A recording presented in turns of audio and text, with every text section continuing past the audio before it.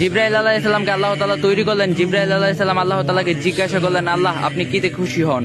আল্লাহ তাআলা জানিয়ে দিলেন, আমি সবচেয়ে বেশি খুশি হই আমার বান্দা যখন আমাকে সেজদা করে। তারপর জিবরাইল আলাইহিস সালাম আল্লাহ তাআলাকে সেজদা করলেন 30 বছর ধরে। জিবরাইল আলাইহিস সালাম খেয়াল করলেন, আমার থেকে এত বড় দামি এত বড় লম্বা সিজদা দুনিয়াতে আর কেউ করতে পারবে না।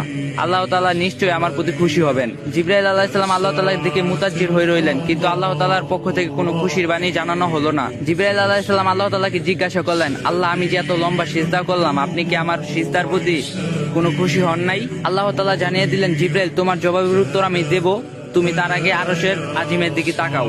জিবরাইল আলাইহিস সালাম তাকিয়ে দেখলেন আল্লাহ রব্বুল আলামিন আরশের আল্লাহর কুদরতি নূর দ্বারা লেখা রয়েছে লা ইলাহা ইল্লাল্লাহু মুহাম্মাদুর রাসূলুল্লাহ সাল্লাল্লাহু আলাইহি ওয়াসাল্লাম। জিবরাইল আলাইহিস সালাম জিজ্ঞাসা করলেন, হে আল্লাহ আমার সিজদার সঙ্গে এই কালিমার কি মিল? আল্লাহ তাআলা বললেন, ও জিবরাইল শোনো, আমি আল্লাহ এই দুনিয়া তৈরি করব, এই দুনিয়ার মানব জাতি ও জিন জাতির হেদায়েতের জন্য লক্ষাধিক নবী রাসূলগণকে পাঠাবো, সর্বশ্রেষ্ঠ ও সর্বশেষ নবী মুহাম্মদকে পাঠাবো। এই নবীর উম্মতের উপর আমি 5 ওয়াক্ত নামাজ ফরজ করব, আর প্রতি 5 ওয়াক্ত নামাজের মধ্যে 17টা করে রাকাত আমার জন্য ফরজ করব। প্রত্যেক রাকাতের মধ্যে 2টি করে সিজদা হবে, আর প্রত্যেকটা সিজদার মধ্যে ওই নবীর উম্মত 3 বার করে সুবহানা রাব্বিয়াল আলা পাঠ করবে। জিবরাইল তুমি জেনে রাখো, আমার ওই মাহবুব নবীর উম্মত যখন সিজদায় গিয়ে সুবহানা রাব্বিয়াল আলা বলবে আমাকে ডাক দিবে। জিবরাইল তুমি 30,000 বছর সিজদা করে করে যে নেকি পেয়েছো, আমি আল্লাহ বান্দার আমলনামায় এর চেয়ে 40,000 গুণ বেশি নেকি লিখে দিব। সুবহানাল্লাহ। এই জন্য মুসা আলাইহিস সালাম কাঁদছেন, আল্লাহ আমাকে ওই নবীর উম্মত বানিয়ে দাও যে নবীর উম্মত এক সিজদায় জিবরাইল আলাইহিস সালামের সারা জীবনের 30,000 বছরের সিজদার নেকি নিয়ে গেল।